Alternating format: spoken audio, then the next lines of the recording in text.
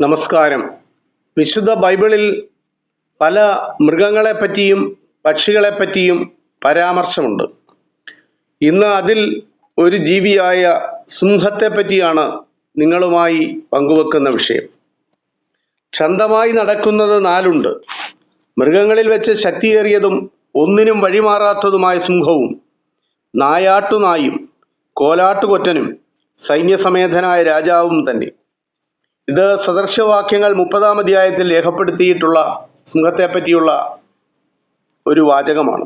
ചുറ്റുപാടുമുള്ള കാര്യങ്ങളെ സസൂക്ഷ്മം അവലോകനം ചെയ്ത് തന്മയത്വമായി അവതരിപ്പിക്കുവാനുള്ള അനാദൃശ്യ കഴിവാണ് സദൃശവാക്യങ്ങളിലൂടെ ജ്ഞാനിയായ ഇസ്രായേലിൻ്റെ 3-ാമത്തെ രാജാവായ ശലോമോൻ രാജാവ് പ്രകടിപ്പിച്ചിരിക്കുന്നത്.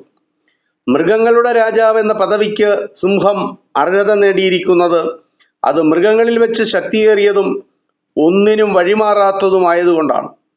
സിംഹത്തെക്കുറിച്ച് 77 പരാമർശങ്ങളാണ് വിശുദ്ധ ബൈബിളിൽ ഉള്ളത്.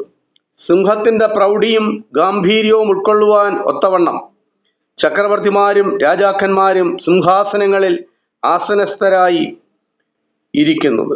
ശലോമോൻ രാജാവ് ആനക്കൊമ്പ് കൊണ്ടുണ്ടാക്കിയ സിംഹാസനത്തിൽ തങ്കം പൊതിഞ്ഞു. അതിൻ്റെ ഇരുവശത്തും ഓരോ കൈത്താങ്ങലിനരികെ നിൽക്കുന്ന 2 സിംഹവും ഉണ്ടായിരുന്നു.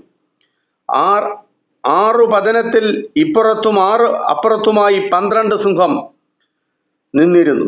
ഒരു രാജ്യത്തും ഇങ്ങനെ ഉണ്ടായിരുന്നില്ല. 2 ദിനവൃത്താന്തത്തിൽ അത് രേഖപ്പെടുത്തിയിട്ടുണ്ട്. പൊന്നുകൊണ്ടുള്ള ഈ നിർമ്മിതി എത്ര മനോഹരമായിരിക്കണം. ഭരണാധികാരികളുടെ മുദ്രകളിലും സിംഹരൂപം ആലേഖനം ചെയ്യപ്പെട്ടിരുന്നു. ഇന്ത്യയുടെ ഔദ്യോഗിക ദേശീയ മുദ്രയിലും സിംഹരൂപങ്ങൾ നമുക്ക് കാണുവാൻ കഴിയും. പിന്നീട് വംശനാശം സംഭവിച്ചുവെങ്കിലും പഴയ നിയമകാലത്ത് പാലസ്തീനിലും പരിസര പ്രദേശങ്ങളിലും സിംഹം ഭീതി പരത്തി വിലസിയിരുന്നു.